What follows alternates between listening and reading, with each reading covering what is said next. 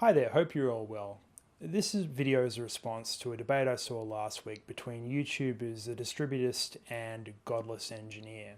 The debate was around anti-theism. I don't think it was all that good of a debate. It was fairly antagonistic and, to be honest, a little unproductive, but I think that the Distributist raised a few interesting questions in it. Now, they're questions we hear from Christian apologists quite a lot, but I think I can sort of see where he was going with his narrative, which is not something that Godless Engineer was sort of in a mood to look at properly. But anyway, we'll talk through this. I'm so tired of people building these houses of cards entirely based on classifying certain types of things with one word, that's the good word, and with another word, the bad word, for their opponents. And they have incredible narratives for this. They'll design their entire worldview around these terms. So, for instance, in Godless Engineer's mind, secular is a good word. Secular to him means without God or without explicit religion in the operation of some institution. But when confronted with the fact that communism was both atheist and secular, we can't permit the good word to be applied to the bad society or the bad people in that society. Therefore, we have to modify it and saying that communism can't possibly be secular. It's an entirely different thing, even though it meets the definition. So the narrative is that an atheist will bring up a list of grievances about religion or religious institutions. It might be talking about violence, corruption, and general negative traits related to or associated with things that have happened in the past surrounding religion.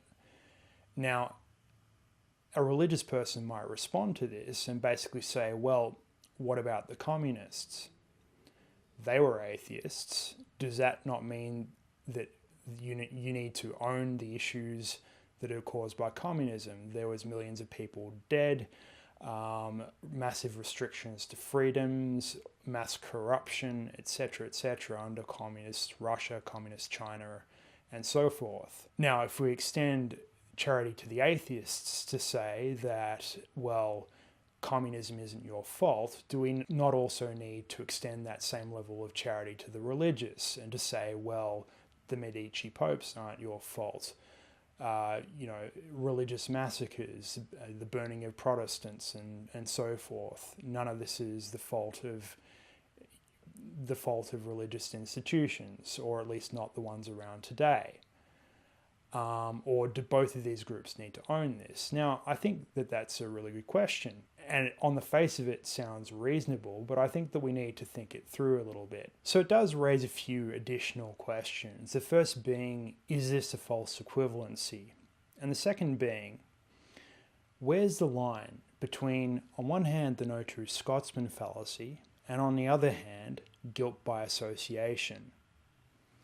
Now, from my point of view, that comes down to causality.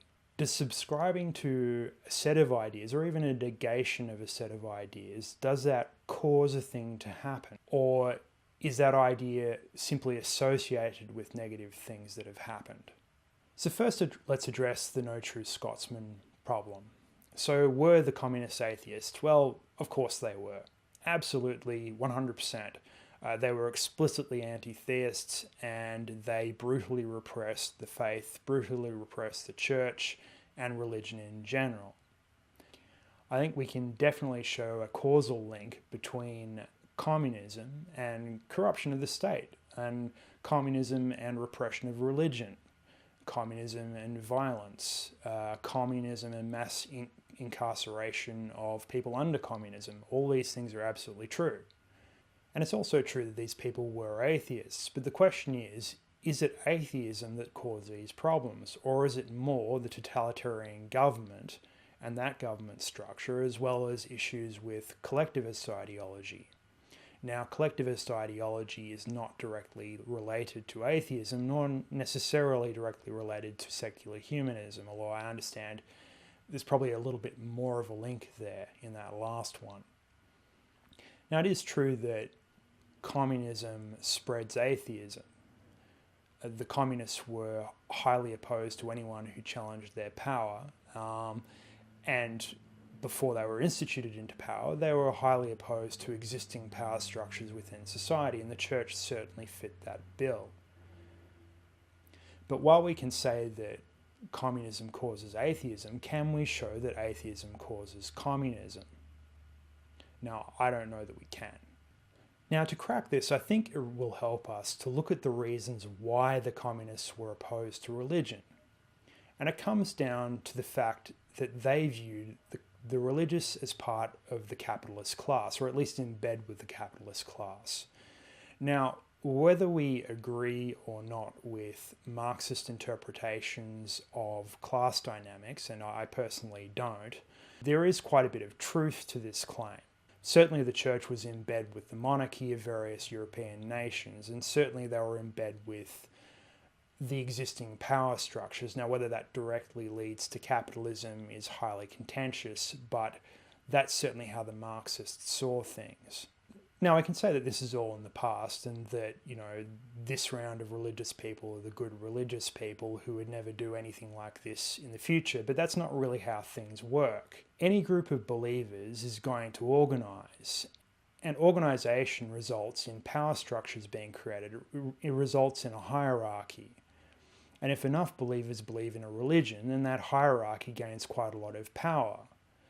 Now, that's true of any human institution, but it's especially true of a religion, because with a religion, with a religious organization, there's, I suppose, a barrier to exit as opposed to a barrier to entry.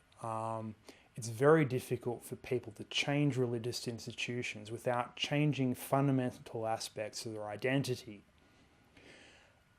A person who belongs to a church might believe that that church is their only path to salvation and their only path into heaven, or something along those lines. It might vary from religion to religion, but on that basis, that church has the ability to effectively hold that person as a member of that church. And it's fine if that church is an entirely benevolent organization. A concentration of power breeds temptation, and temptation results in a certain amount of people that are going to give in to that temptation, and that's where corruption comes from. And you can say that, we can resist temptation, or that religion encourages us to resist temptation, but that's just simply not human nature. And all of this is entirely separate to the claim as to whether or not God exists.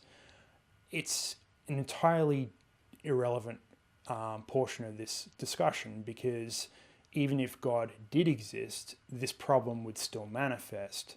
A church holds basically a monopoly position over its flock, and it takes the Martin Luthers of this world to really break that mold, and that's obviously very rare and causes enormous social upheaval when it happens.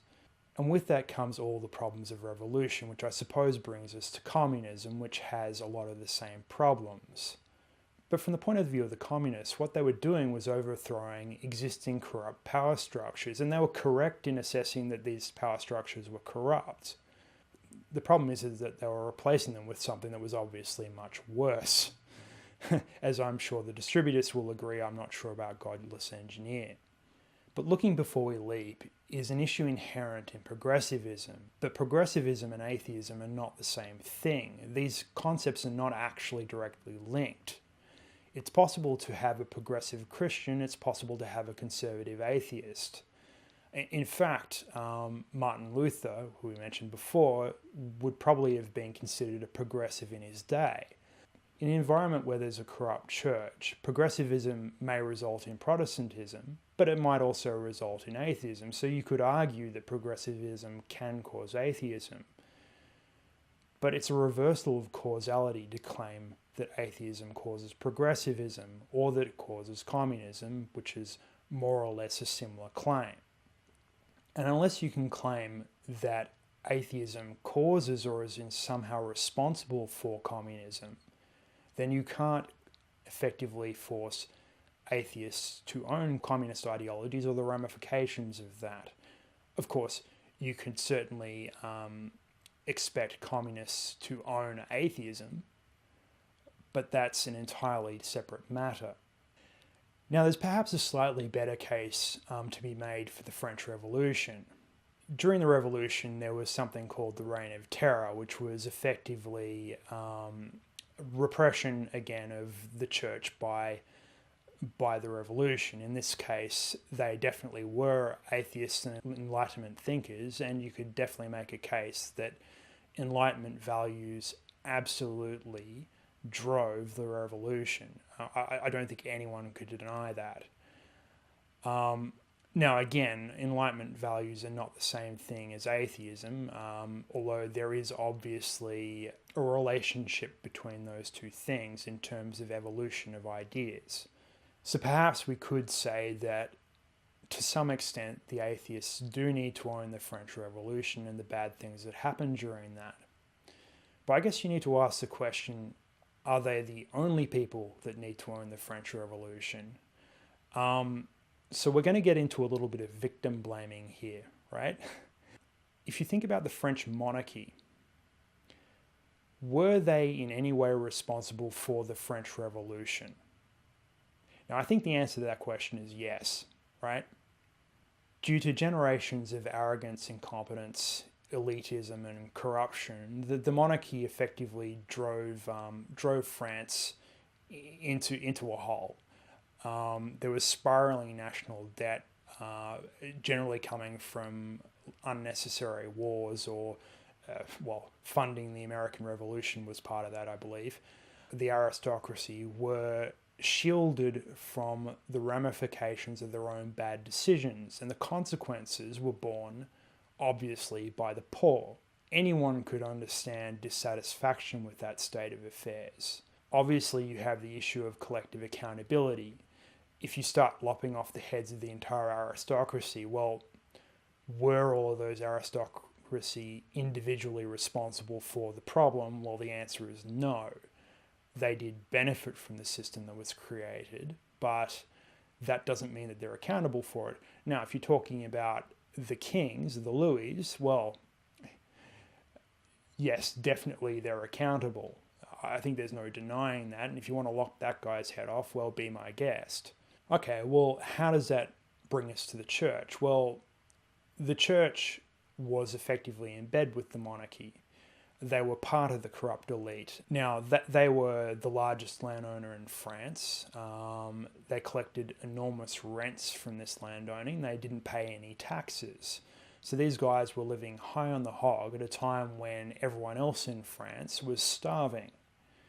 Now, I think most people could understand that people were resentful of that. Obviously, collective accountability is the wrong way to go there, and holding the entirety of the church responsible for effectively the system that's been created is not really fair. But certainly the system needed to be changed. Now, I don't like what they produced, and it didn't last very long, but the institution of the church in that instance was undoubtedly corrupt, and undoubtedly there was a change that needed to happen. The power structures in that instance needed to be brought down, or at least needed to be, the monopoly power of the church needed to be removed. And again, lopping the heads off the clergy just simply because they happen to be clergy is not is obviously horrendous. In fact, many of the clergy who were killed were actually ones that swore allegiance to the revolution. The ones that basically refused to surrender, a lot of them escaped. So, that's an injustice. But again, did the church have responsibility for the situation that created the French Revolution? It had some responsibility, yes. Both the monarchy and the church and all power structures in that instance had accountability. Did individuals who belonged to the monarchy or belonged to the church have accountability? Well, that would depend on who they were and what they did with the power that they had. This just reminds me so much of the social justice warriors and their mentality at the moment, but that's a whole different story. The fact is, the problems caused by the revolution really come down more to mob mentality and the issues with that, and the issues with collectivist ideology. So collective accountability, collective blame, holding people to account for things that they aren't actually personally responsible for. And these are things that need to be ironed out as far as society's ideology is concerned. So to sum up, do the Catholics need to own the Medici popes? Yes, they do. Really, the causality is there. Any religion creates power structures. Power structures create corruption, especially in instances where those power structures are monopolies. And that is the case with religion because of the fact that it is very difficult for a person to change their denomination within a religion. And in some cases, no denomination exists. You simply have to be excommunicated to move on. So people will tolerate very large amounts of corruption in religious institutions before the Martin Luthers rise up. And on that basis, the church elites just simply have no accountability to their flock. And that's a problem. And the religious need to take accountability for that, and they need to do something about it. Now, that doesn't mean that religion needs to be eradicated, but it does mean that the power of religion, certainly over public policy and certainly over people who do not hold to the religion, well, that needs to be curbed. And that would apply to secular ideology as well. Now, do communists need to own the communist purges? Do they need to own the gulags, the forced labor camps, the murder of countless people who someone suspected just might be an enemy of the state, even if it's on ridiculous grounds? Yes, the communists need to own that. Communism creates a totalitarian state, and totalitarian states create social structures that result in these things. Communists need to own that. Do atheists need to own communism? Well, the answer is no. There's just simply no causal link there. Atheism does not cause communism, therefore atheists don't need to own communism. I mean, if you are a communist atheist, then yeah, okay, you do need to own it, but on the basis of being a communist, not on the basis of being an atheist. That's just simply not how it works. Right? I think we can demonstrate that it's just simply not a fair comparison. It might be good for apologia on behalf of the religious, simply because being on the right, or there's a tendency for the religious to be on the right. They are also against communism, and therefore there is an easy way to think that this is a valid argument. But unfortunately, I don't think that it is. Now, look, I'm happy to be proven wrong.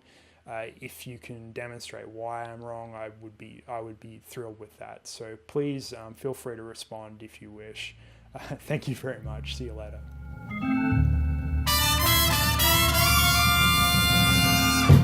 If somebody told you that they didn't